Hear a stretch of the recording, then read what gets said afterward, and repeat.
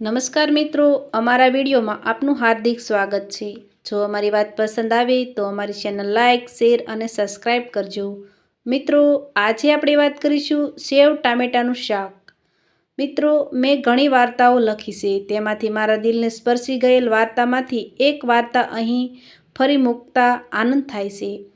મા બાપને સમજવામાં મોડું ન કરતા, નહીતર ગમે તેટલા રૂપિયા જીવનમાં હશે છતાં જીવન બોજરૂપ બની જશે। સાંજે ઓફિસેથી આવી ફ્રેશ થઈ હું ડાઇનિંગ ટેબલ ઉપર ગોઠવાયો। મેં મારી પત્નીને પૂછ્યું, દામિની, આજે જમવામાં શું બનાવ્યું છે? દામિની બોલી, સેવ ટમેટાનું શાક, પરોઠા, દહીં તમને ભાવતું? મેં ડાઇનિંગ ટેબલના સાઈડ કોર્નર ઉપર રાખેલ પપ્પાના ફોટા સામે જોયું અને મનમાં બોલ્યો, પપ્પા, તમારું ભાવતું શાક આવશો ને? તેમની ડાઇનિંગ ટેબલની મુખ્ય ખુરશી, જેના ઉપર અમારો પરિવાર હજુ બેસવાની ઈચ્છા નથી રાખતો, તેની સામે જોઈ હું બોલ્યો, પપ્પા હતા કડવા લીમડા જેવા, પણ તેની ઠંડી છાયા મારા રોમે રોમે ઠંડક આપતી।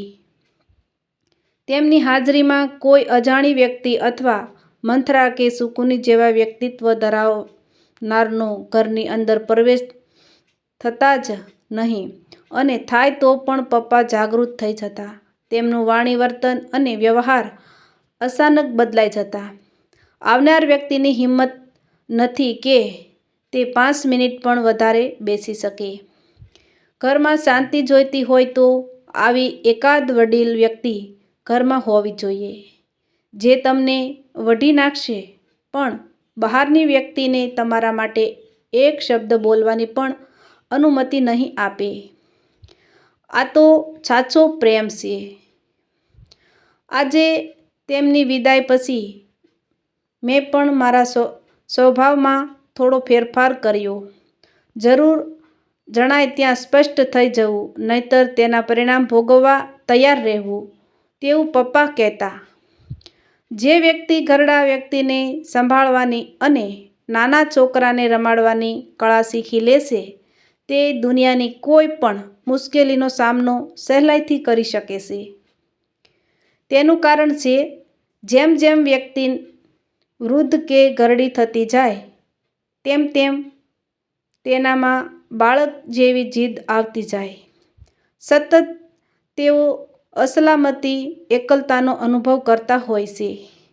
તેમની જરૂરિયાત ફક્ત 2 રોટલી અને સ્વમાનનો ઓટલો જ હોય છે। ઘરડી વ્યક્તિ એકને એક વાત 10 વખત તમને કહેશે, તેઓ નહીં થાકે, પણ તમને જરૂર થકવાડી દેશે। તમારી સહનશીલતાની કસોટી જરૂર કરી નાખશે। આવા વડીલો સાથે રહેવાની મજા ત્યારે આવે છે કે તમે પણ તેમની સાથે બાળક બની જાઓ। તેમની જીદ ઉંમર વધવાની સાથે બાળક જેવી થતી જાય છે। ઘણી વખત થકવાડી દેશે, પણ તેઓ તમને આનંદ, સલામતી અને જિંદગી કેમ જીવાય તેનું જ્ઞાન પણ આપતા જાય છે। પપ્પા બેંકમાં મેનેજર હતા। નિવૃત્ત પછી અમે જે ફ્લેટમાં રહેતા હતા, તેની બાજુનો બીજો નવો ફ્લેટ ખરીદ્યો અને એમને કીધું, તમે હવે નવા ફ્લેટમાં જુદો થાઓ, તમે તમારી રીતે જિંદગી જીવો અને અમને ગટપણમાં અમારી રીતે જિંદગી જીવવા દ્યો। પણ મારી શરત એટલી રહેશે, સવાર સાંજ જમવાનું અમે તારા ઘરે રાખીશું। મેં કીધું, પપ્પા, અમારી કોઈ ભૂલ? અમારા વર્તનથી નારાજ થયા છો?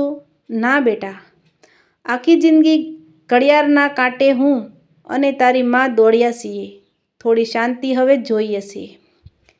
મારી સમજણ પ્રમાણે ફક્ત ઘર અલગ થાય, અમારા દિલ એક હતા।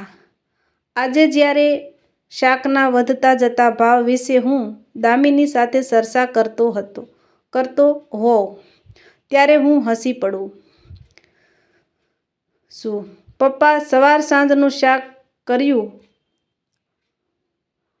બનાવવું, એ પણ આગલા દિવસે ઇન્સ્ટ્રક્શન આપીને જતા. એક દિવસ મારાથી કહેવાઈ ગયું, પપ્પા, ટામેટાં 100 રૂપિયે કિલો છે તો શું થઈ ગયું? તમે નાના હતા ત્યારે તમને અમે શાકના ભાવ કહી જમાડતા હતા. પપ્પાના હાર પહેરાવેલ ફોટા સામે જોઈ હસતા ચહેરે આંખોમાં પાણી સાથે તેમના શબ્દો હું યાદ કરું છું. કોઈ વખત ઓશિતા પપ્પા એવા કામો સોંપે કે આપણે થાકેલા હોય, કંટાળો આવતો હોય. એક વખત મેં કીધું, પપ્પા, આજે હું થાકી ગયો છું. તો મને કહે, કેમ? તમને મોટા કરતાં અમને થાક નહીં લાગ્યો હોય?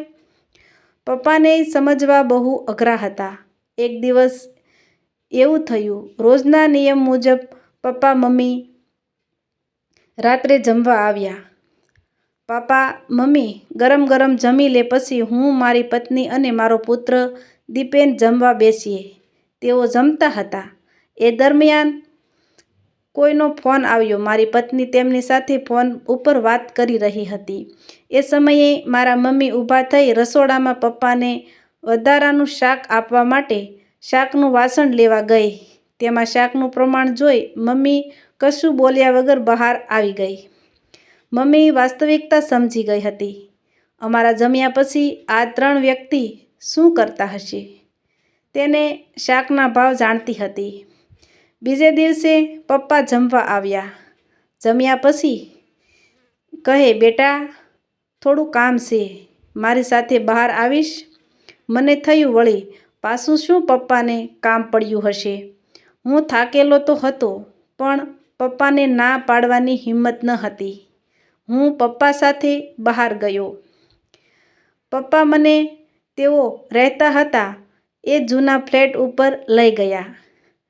ઘર ખોલી પપ્પા પહેલાં તો ભેટ્યા. આંખમાં આંસુ સાથે બોલ્યા, કોઈ તકલીફમાં છે બેટા? મેં હસતા હસતા કીધું, ના પપ્પા, તમારી હાજરી અને તમારો મારા માથે હાથ હોય ત્યાં તકલીફો પણ ભાગી જાય. બેટા, તારો મિત્ર મળ્યો હતો. કહેતો હતો કંપનીમાં 2-3 મહિનાથી પગાર નથી થયો. બાળકોના સ્કૂલની ફી, રૂટીન, કેવી રીતે તું ઘર ચલાવે છે? પપ્પાનો માથે હાથ ફરતો હતો. જાણે જિંદગીનો થાક ઉતરી રહ્યો હોય તેવી લાગણી હું અનુભવતો હતો. પપ્પા, એ તો જિંદગી છે, ચાલ્યા કરે. મેં કીધું, બેટા, તું તારી પરીક્ષામાં પાસ થઈ ગયો છે. હું કાંઈ સમજ્યો નહીં પપ્પા. જો બેટા, સંતાનોની કસોટી ઘડપણમાં જ થાય છે. તારી માં એ કાલે મને બધી વાત કરી અને મને વઢી પણ નાખ્યો. મને કહે છે, તમને સંતાનને હેરાન કરવામાં મજા આવે છે? તું જ કહે, બાપ કદી સંતાનોને હેરાન થતો જોઈ શકે ખરો? પપ્પા અંદરના રૂમમાં ગયા. બહાર આવી મારા નામની ફિક્સ ડિપોઝિટો અને રિકરિંગ પાસબુક હાથમાં મૂકી કહે, બેટા, આ બધું તારું અને તારા નામે છે. જરૂર હોય તો વટાવી લે, પણ મૂંઝાતો નહીં. મારી સામે આંખ મેળવી તેઓ બોલ્યા, તારો બાપ બેઠો છે, જરા પણ મૂંઝાતો કે ચિંતા ન કરતો. એક લોખંડી વ્યક્તિત્વવાળા મારા પપ્પા માખણની જેમ પીગળી રહ્યા હતા. બહારથી કડક દેખાતી વ્યક્તિ અંદરથી કેટલી નાજુક હોય છે તેનો અનુભવ હું કરી રહ્યો હતો. બેટા, તારા ઘરે 2 સમય જમતો હતો, પણ દર મહિને તારા રિકરિંગના ખાતામાં મારા પેન્શનના રૂપિયા 25,000 જમા કરાવતો હતો. બસાવેલા મૂડીના વ્યાજમાંથી અમારા ખર્ચ નીકળી જાય છે. અમારી જરૂરિયાત કેટલી હોય? તારા લગ્ન મોટા ઘરની છોકરી સાથે થયા હતા. મને બીક હતી કે તું રૂપિયા ઉડાવી નાખીશ, એટલે મેં આ પગલું ભર્યું હતું. બેટા, તારી માં પણ મોટા ઘરમાંથી જ આવી હતી, પણ કહેવાના મોટા ઘર હોય, બાકી દિલ બહુ નાના હોય છે. મુશ્કેલીમાં સાસરાનો રૂપિયો કાંઈ કામ નથી આવતો. આ લોકો સલાહ માટે આગળ અને મદદ વખતે પાછળ ઊભા હોય છે. પપ્પા હસતા હસતા ખભે હાથ મૂકી બોલ્યા, અપના હાથ જગન્નાથ. આપણી બચત એ જ આપણું સ્વમાન છે, એ જ આપણી મુશ્કેલીનો સાથી છે. સંસારમાં દરેક લોકો પોતાની મુશ્કેલીઓથી ઘેરાયેલ હોય છે. આપણી લડાઈ આપણે જાતે લડવાની હોય છે. આપણી ખોટી જરૂરિયાત વધે એટલે સાથે સાથે અપેક્ષાઓ વધતી જાય. અપેક્ષાઓ વધે એટલે સામેની વ્યક્તિ આપણે સ્વાર્થી લાગે. અપેક્ષાઓ એ દુઃખની જનેતા છે. માટે એટલી આવક એટલા ખર્ચ કરવા. તારી પત્ની પણ ગૃહલક્ષ્મી જેવી છે. મને માન છે તેના ઉપર. જુદા રહેવાનો નિર્ણય તારા ઉપર નારાજગી નથી. તારી માં લાગણીશીલ છે, પોઝેસિવ પણ છે. તેની ગડપણને કારણે કિટકિટ વધી જાય તો તારું દાંપત્ય જીવન પણ અને મારું ગડપણ અને નિવૃત્તિ જીવન પણ બગડે. આપણા પિતા પુત્રના સંબંધમાં કોઈ ખટાશ ઊભી થાય એ પહેલાં આ નિર્ણય મેં લીધો હતો. બેટા, તે એક વખત મને કીધું હતું, પપ્પા મારી પણ ઉંમર વધે છે. વાત તો તારી પણ સાચી લાગી. વખતે સંતાનોને રૂપિયા કામ ન આવે તો તે રૂપિયા નહીં કાગળ જ છે. પપ્પાના ફોટા સામે જોઈને ભીની આંખે હું બોલ્યો, પપ્પા તમારું ભાવતું સેવ ટમેટાનું શાક બનાવ્યું છે. 120 રૂપિયા કિલો છે. જમવા નહીં આવો? દામિની બોલી, શું વિચારમાં પડી ગયા? મેં કીધું,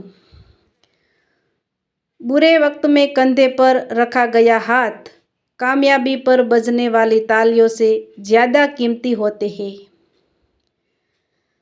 સલામ પપ્પા. મિત્રો, પગે એમને જ લાગવું જેનું આચરણ એ લાયક હોય. બાકી સત્તા, દોલત અને હૈસિયત સામે નમવું એ કાયરતા છે. મિત્રો, આવા જ નવા વિડીયો જોવા માટે અમારી ચેનલ લાઇક, શેર અને સબસ્ક્રાઈબ કરજો.